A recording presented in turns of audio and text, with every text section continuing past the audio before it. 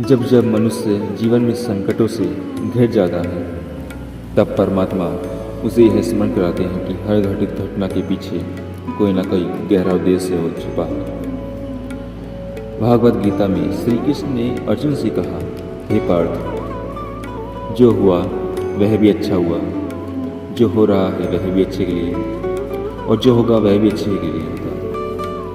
इसी अमर सिद्धांत पर आधारित यह कथा है राजा विक्रमसेन की, जो समय कठिनतम परिस्थितियों में से गुजरकर अपने अनुभव करता है कि वास्तव में जो होता है वह अच्छे के लिए ही होता है। बहुत समय पहले अवंतिका नामक राज्य में राजा विक्रमसेन का शासन था। वह धर्मप्रिय, न्यायशील व साहसी राजा थे। प्रजा उसे अत्यंत प्रेम करती थी। उसके जीवन में सब कुछ सुचारू रूप से चल रहा था। राज्य समृद्ध था, परिवार सुखी था, सेना शक्तिशाली थी। किंतु एक दिन अचानक पड़ोसी राज्य सिंधु प्रस्थ के राजा कुर्वस ने उस पर आक्रमण कर दिया। युद्ध कई दिनों तक चला और अंत में षड्यंत्रवश राजा विक्रमसेन की सेना हार गई। विक्रमसेन को गुप्त मार्ग से हट राज्य छोड़ना पड़ा। पल भर में वह राजा से एक साधारण भिक्षुक के सामने हो गया। उसके रथों, सोने चांदी, महलों व सैनिकों से युक्त जीवन का अंत हो चुका था। माथे पर घाव, हाथों में छाले, न पैरों में जूती और न तन पर राजसी वेशभूषा। वह विक्रमसेन अब निर्जन वन में भटक रहा था। रात घोर वन में एक वृक्ष के नीचे बैठकर राजा ने आकाश की ओर देखा और एक गहरी सांस लेकर बोला, हे प्रभु, मैंने जीवन में सदैव धर्म का पालन किया, प्रजा का हित किया, फिर भी मेरे साथ यह दुखद घटना क्यों हुई? यदि आप न्यायकारी हैं तो मुझे यह दंड क्यों? मैं थका हुआ था और सो गया। उसी रात्रि जब निद्रा में था उसे सपना आया। सपने में वह स्वयं श्री कृष्ण प्रकट हुए। उन्हें देखकर विक्रमसेन भाव विभोर हो उठा था। दंडवत होकर बोला, प्रभु, आप कहाँ हैं? कृपा करके मेरी विपदा पर हर लीजिए। श्री कृष्ण मंद मंद मुस्कुराए और बोले, हे राजन, क्या तुमने नहीं सुना कि जो होता है वह अच्छे के लिए होता है? तुम अपनी वर्तमान स्थिति को दुखद मान रहे हो, परंतु तुम यह नहीं जानते कि इसके पीछे मेरे क्या उद्देश्य है। राजा बोला, भला मेरा सर्वनाम गूढ़ कैसे हो सकता है? श्री कृष्ण बोले, हे राजन, सब्र रखो, समय आने पर तुम्हें सब ज्ञात होगा। अभी तुम आगे बढ़ो, यही तुम्हारी उत्तम भविष्य का प्रथम चरण है। सपना टूट गया। प्रातःकाल राजा उठा। मन में थोड़ा सा उत्साह जगा। उसने सोचा, यदि स्वयं श्री कृष्ण ने कहा है कि तो अवश्य ही इसका कोई रहस्य होगा। मन में भटकते हुए एक वृद्ध ऋषि के आश्रम पहुंचना।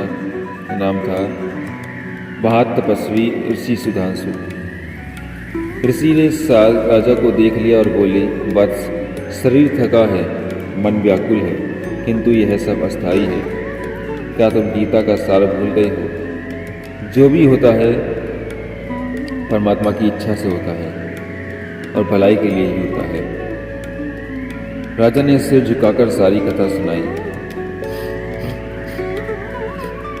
जब बीज को मिट्टी में बोया जाता है, श्री कृष्ण मुस्कुराए और बोले, जब बीज को मिट्टी में बोया जाता है तो वह सड़ता है, टूटता है, परंतु उसी टूटने से अंकुर जम लेता है और विशाल वृक्ष बनता है। तुम्हारे जीवन में जो टूटन आई है वह विनाश नहीं, नव जीवन का आरंभ है। ऋषि ने राजा को 1 वर्ष तक आश्रम में तप, ध्यान एवं आत्मज्ञान की शिक्षा दी। विक्रमसेन ने मन को संयमित करना सीख लिया और जीवन के वास्तविक लक्ष्यों को समझा।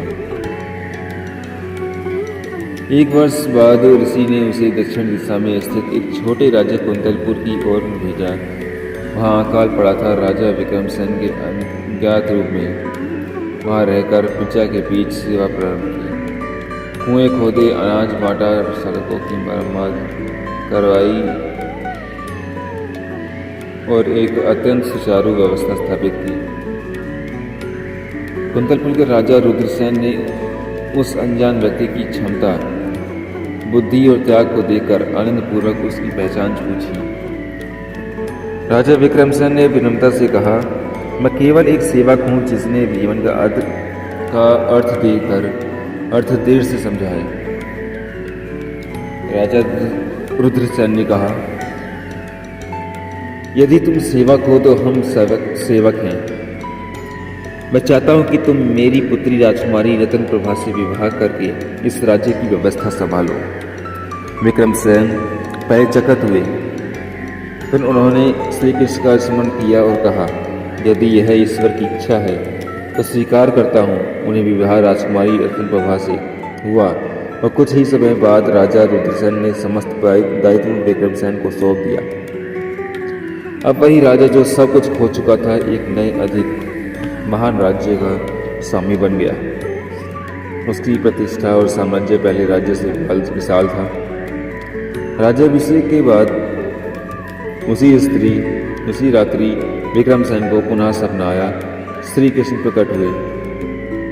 श्री कृष्ण बोले, हे राजन, अब तक तुम्हें ज्ञात हुआ कि रोज जो कुछ हुआ वह क्यों हुआ।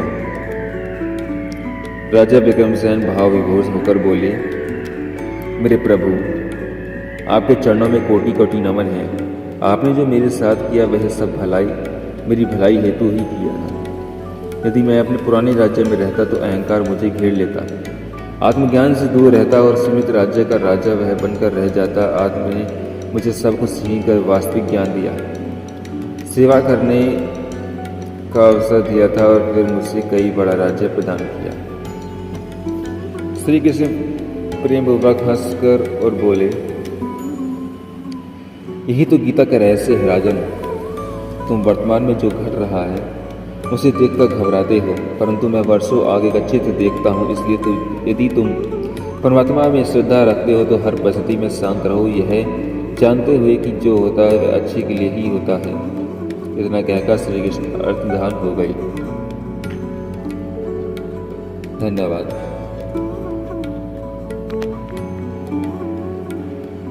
जब